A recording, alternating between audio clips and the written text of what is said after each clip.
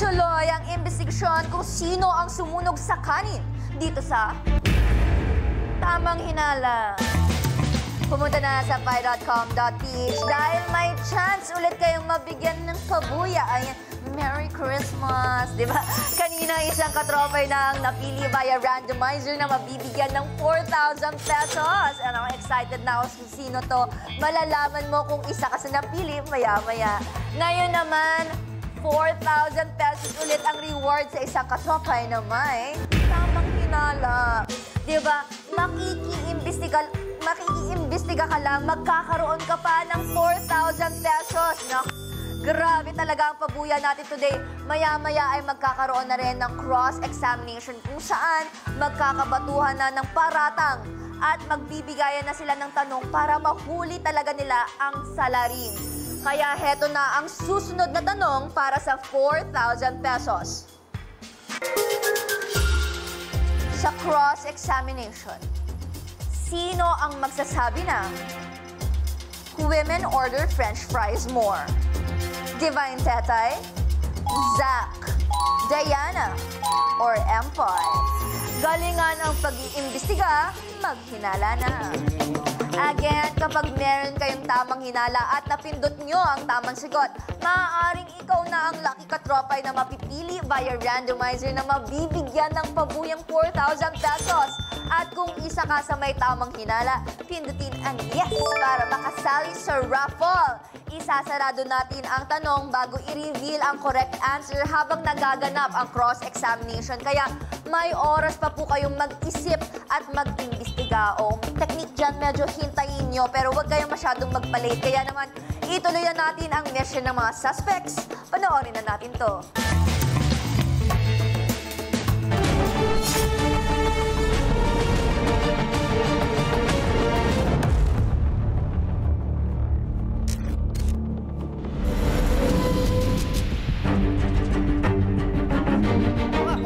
Sa pagpapatuloy ng fact-finding Mission 3, hindi pa rin nabubuksan ng suspects ang baol na may ebidensya. Nasira niya yung Zach. Siya yun. Kaya medyo bad trip ako sa kanya. Sino yan? Si Empoy? Empoy. Sige nga. Ready? Naputol mo yung Okay. Napapawis ka na tuloy. Ayan, go. Okay. At least mainit. At least. At least. Uy! Grabe ka naman, Empoy. Ano? Last Alam mo, one, 6'5" 14. Guys, last one na to. Huwag na tayo magpaano. Wait lang. Wait lang pala, guys. wait lang pala. Pwede lang kayo, pwede lang. Wait, dahan lang. Huwag niyo ba? Sige lang. Okay. Kalma. Sorry! Kalma. Okay, kaya mo yan. No, Tapos, it's not bad. I'm tapos. holding it. Hindi nila nagawa ang mission. 15 drops na eh. Ang hirap. Hirap ah. Ano yung naputol? Tapos yun Paano naputol? Yun pala yung tapos sa susi. Baka yan yung susi tayo na. Ito yung chance na mawala yung hinala ko dito kay Zach. The entire time, halos lahat ng challenges, medyo suspicious kasi siya sa akin. Ngayon, pagdating sa dulo, bakit kasi yung susi niya nabali sa loob? Init ah. Oh, shocker. Shocking. I tried it myself. Kaya mo naman yun na hindi siya mabali sa loob. Kayang-kaya mo yun, Zach. Bakit mo yun ginawa? Paano siya naputol? Candy. Walk. Oo nga, paano siya nasa loob na? Tapos na... Oo, nasa loob yung susi tapos... Buti tinanggal mo yung... Kaya nga, Hindi siya na... Kala ko nga na-stuck eh. Oo. Ano dito siya. Nasira talaga yung susi. Hindi ko sinira. I promise you, I did not break the key whatsoever. We're halfway dun sa isang bunch ng susi. Totoo. Sinira mo yung susi, no? Sinira mo, Ayaw mo pabuksan sa atin. sinabotage mo. Napakalakas mo para sumira ng susi. I mean, Ang strong mo naman. Nabali mo siya eh. Now, I don't like to think that you're sabotaging this whole thing. Hindi, pero you think whatever you want to think ah. perfect timing rin yung nasira yung susi. Tawag yun, silver lining. Parang everyone was pointing fingers on me already eh. And I knew for a fact that it was Diana. Sabi ko, yes, it's working. Ang hirap sa inyong mga mahula. Wait lang. Feeling ko talaga si Diana eh. Feeling ko ikaw Go lang guys. Go Kasi, lang. why would the susi break? Yun nga. Bakit ba? I'm just wondering what's inside that box. Uy guys, hindi ko sinira yung susi. Paano? Hindi ko sinira yung susi. Pero may guess. Parang may final guess ako dito. Kung sino yung suspect. Feeling ko si Diana. Sige, push nyo yan. Ayan na! Ayun na. Kala ko di ko pagkakataon natin ito makikita na nasa loob. Natapos yung mission. Natapos din kami hindi nagtagumpay. Eh di siyempre nakakalungkot yun. Clearly, may nananabutahe. #sabotage. Papasukin.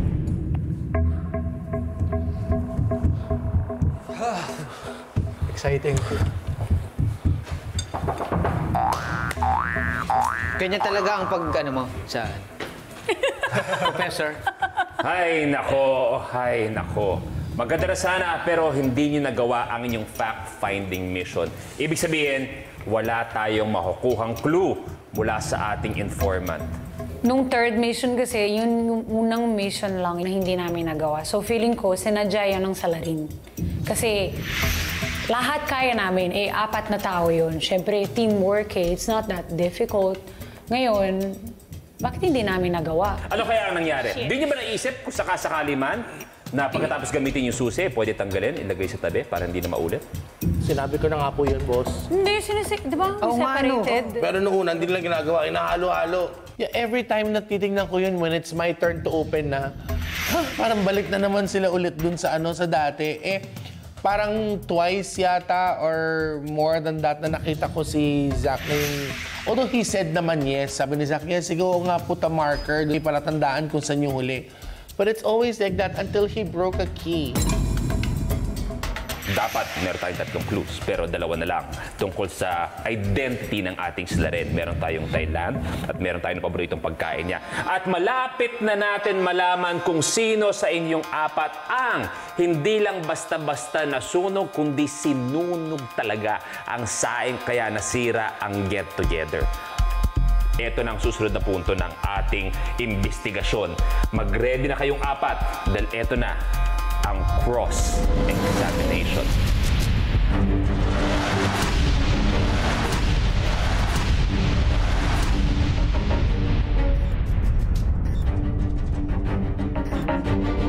Ito na ang pinakatamang panahon kung saan ang inyong mga kasamahan na suspect ay maaring magtanong sa inyo kung sakasakali na aamoy nila na baka kayo nga ang salarin.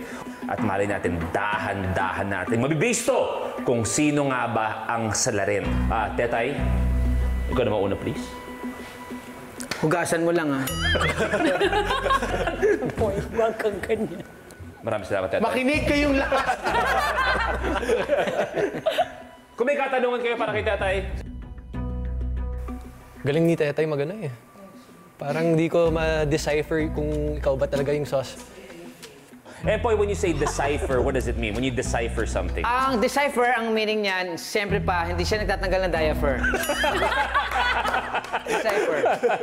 So, Zach, wala. Ikaw ba? Wala eh. Di, may mga napansin ka ba kay Teta? Maaring ito na yung pinakatamang pagkakataon para iklaro kung ano man issue mo meron ka.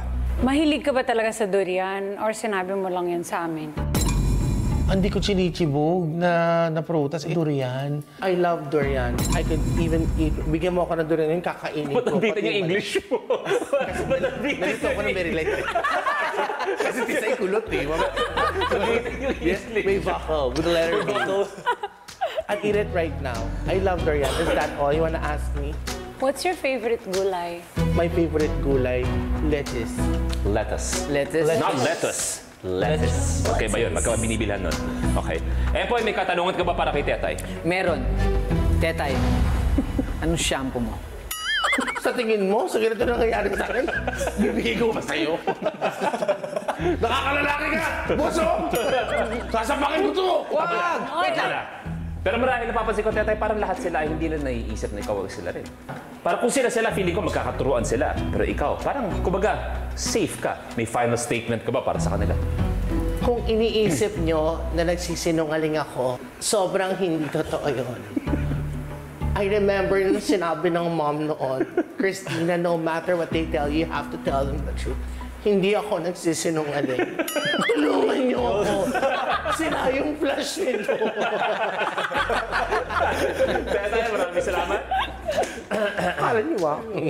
I knew for a fact na si Tetay hindi siya Hindi siya yung criminal. So, I wasn't focusing on Tetay that much. I was actually focusing more on Empoy at si Diana. Zach, pumwesto ka na dito, please.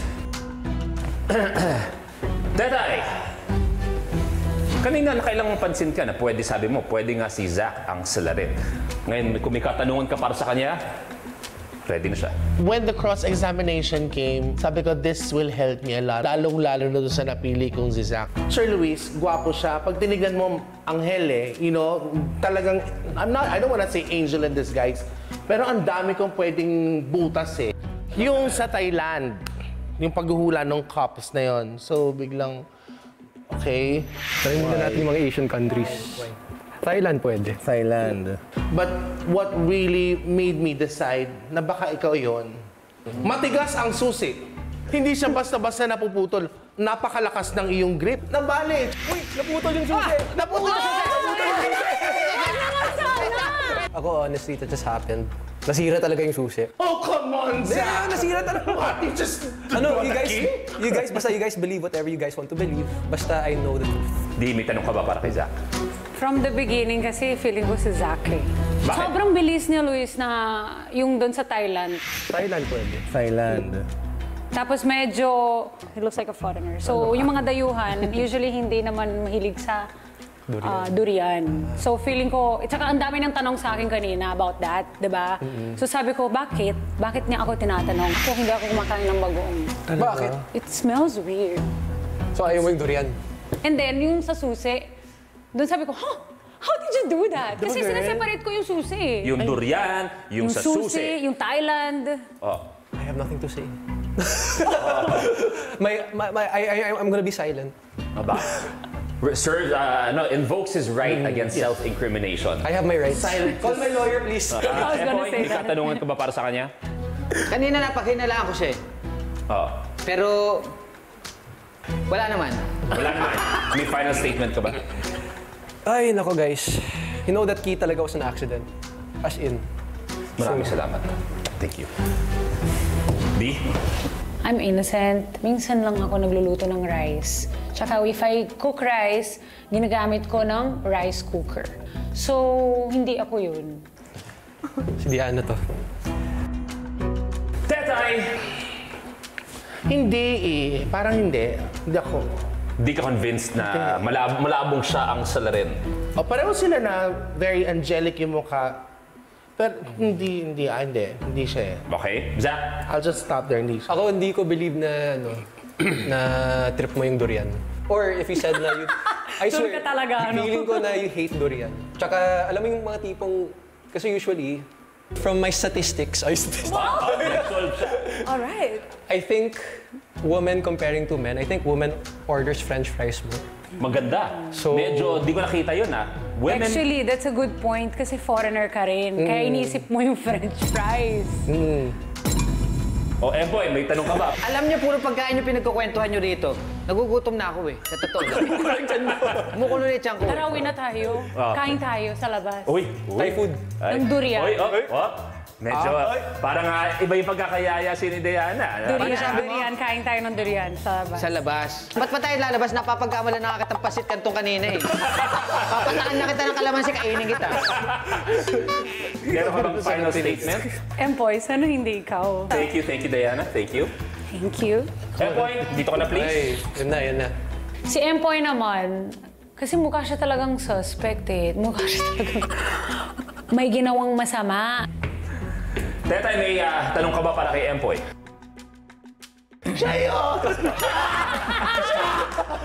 Bagay siya doon. Parang, ginawa yung na to para sa amin, mga mukha ni Lalong. Parang gano'n. Itong ganito, itong frame na to.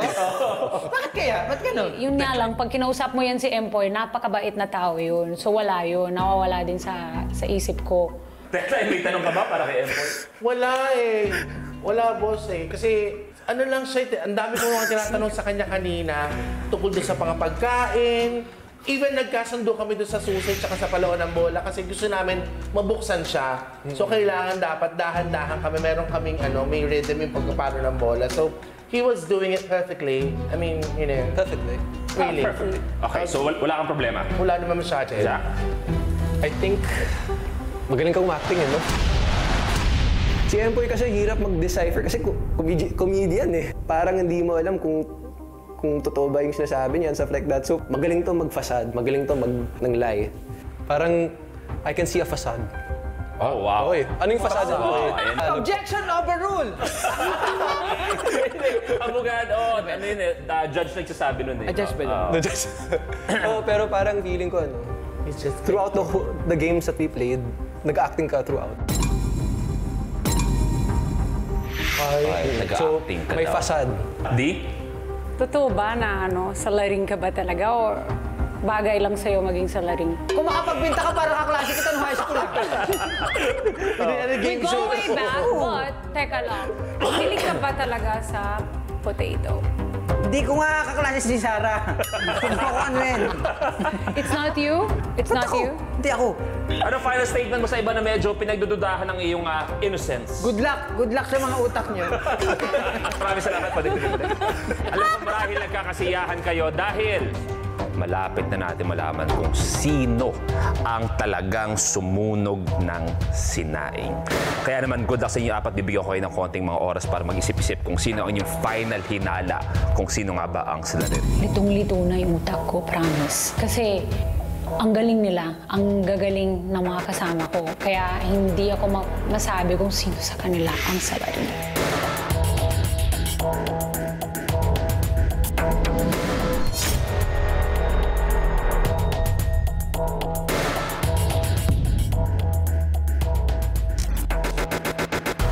Mabibigat na ang mga paratang at parang ready na sila sa kanilang mga huling hinala.